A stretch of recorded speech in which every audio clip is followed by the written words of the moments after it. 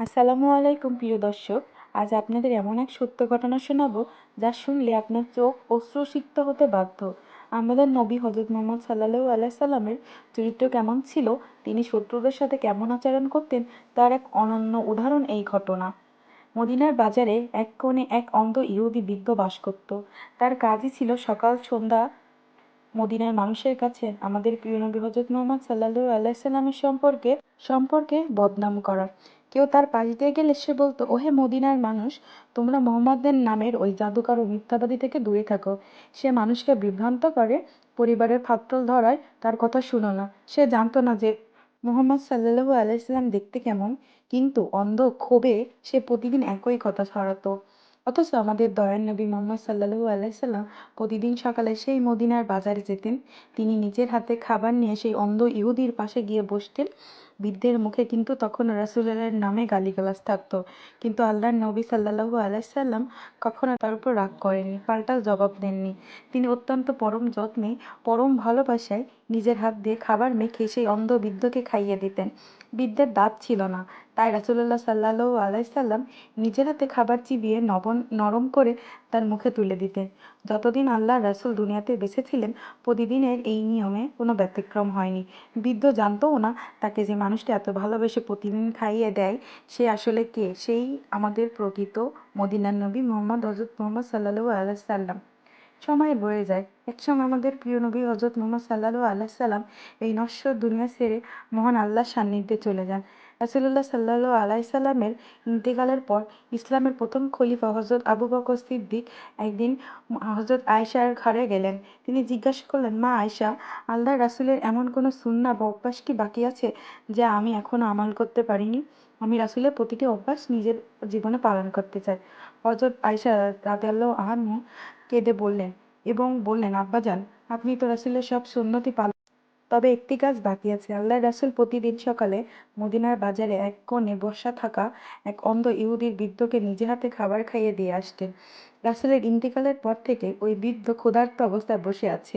এই কথা শুনে হযরত আবু বকর রাদিয়াল্লাহু আনহুর চোখে পানি চলে এলো। তিনি আর দেরি করলেন না। পরদিন সকালে খাবার তৈরি করে নিয়ে চলে গেলেন মদিনার সেই বাজারে অন্ধ বৃদ্ধটির কাছে। হযরত আবু বকর রাদিয়াল্লাহু আনহু বৃদ্ধের পাশে বসলেন, তার মুখে খাবার তুলে দিলেন। কিন্তু প্রথম লোকমা মুখে দিতে বৃদ্ধটি আবু বকরের হাতটি ঝটকা মেরে সরিয়ে দিল। বৃদ্ধ রেগে গিয়ে বলল, তুমি কে? আমার সেই নিয়মিত লোকটি কোথায়? হযরত আবু বকর রাদিয়াল্লাহু আনহু অবাক হয়ে বললেন, কেন? আমিই তো তোমাকে খাবার খাওয়াচ্ছি। অন্ধ লোকটি বলল, না, তুমি সে নও। যে মানুষটি প্রতিদিন আমাকে খাবার খাওয়াতো, তার হাত এত শক্ত ছিল না। সে যখন আমাকে খাওয়াতো তখন আমার মনে হতো আমি এক পরম শান্তির ছায়ায় আছি। সে খুব নরম করে খাবার মেখে দিত, এমনকি তার মুখে নিজের চিবিয়ে খাবার নরম করে আমার মুখে দিত, যাতে আমার কষ্ট না হয়। কিন্তু তোমার হাত তো নরম নয়, তোমার খাওয়ানোর ধরনও আলাদা। বলো, কে তুমি? আর আমার সেই দয়ালু বন্ধুটি কোথায়? বৃদ্ধের কথা শুনে হযরত আবু বকর আর নিজের চোখের পানি ধরে রাখতে পারলেন না। তিনি ডুকরে কেঁদে উঠলেন। কান্না বিজড়িত কণ্ঠে বললেন, হে বৃদ্ধ, আমি ইসলামের খলিফা আবু বকর। আর তুমি যার কথা বলছো, তিনি প্রতিদিন তোমাকে পরম যত্নে খাইয়ে দিয়ে যেতেন। তিনি আর কেউ নন, তিনি ছিলেন আল্লাহর শেষ নবী হযরত মুহাম্মদ সাল্লাল্লাহু আলাইহি সাল্লাম।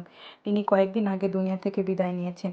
এই কথাটি শোনা মাত্রই অন্ধ ইহুদি বৃদ্ধ স্তব্ধ হয়ে গেল। তার হাত থেকে খাবারের পাত্রটি পড়ে গেল। সে চিৎকার করে কেঁদে উঠল।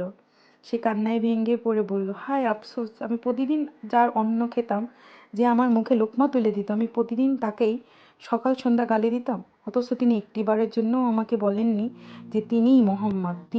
তিনি কেমন মানুষ ছিলেন, কেমন মহান চরিত্র ছিল তার। বৃদ্ধটি তখন হযরত আবু বকর রাদিয়াল্লাহু আনহুর হাত জড়িয়ে ধরে বলল, হে আবু বকর, আমাকে আর দেরি করিও না। আমাকে সেই মহান নবীর দুরূদ ও কালিমা পড়িয়ে দাও। আমি সাক্ষ্য দিচ্ছি, আল্লাহ ছাড়া আর কোনো ইলাহ নেই। মুহাম্মদ সাল্লাল্লাহু আলাইহি সাল্লাম আল্লাহর রাসূল। সুবহানাল্লাহ। শত্রুর প্রতি রাসূলুল্লাহ সাল্লাল্লাহু আলাইহি সাল্লামের এই অসীম ধৈর্য, দয়া, ভালোবাসাই একজন চরম শত্রুকে ইসলামের আলোয় নিয়ে এসেছিল। প্রিয় দর্শক, আজকের এই ঘটনা থেকে আমার শেখার আছে, ইসলাম তরবারি বা জোড়াজুড়ি দিয়ে ছড়ায়নি। ইসলাম ছড়িয়েছে রাসূলুল্লাহ সাল্লাল্লাহু আলাইহি সাল্লামের উত্তম চরিত্র এবং ভালোবাসা দিয়ে। আল্লাহ আমাদের সবাইকে রাসূলুল্লাহ সাল্লাল্লাহু আলাইহি সাল্লামের সুন্নাহ ও চরিত্র নিজের জীবনে ধারণ করার তৌফিক দান করুক। আমিন। আল্লাহ হাফেজ। সবাই আমার চ্যানেলটি সাবস্ক্রাইব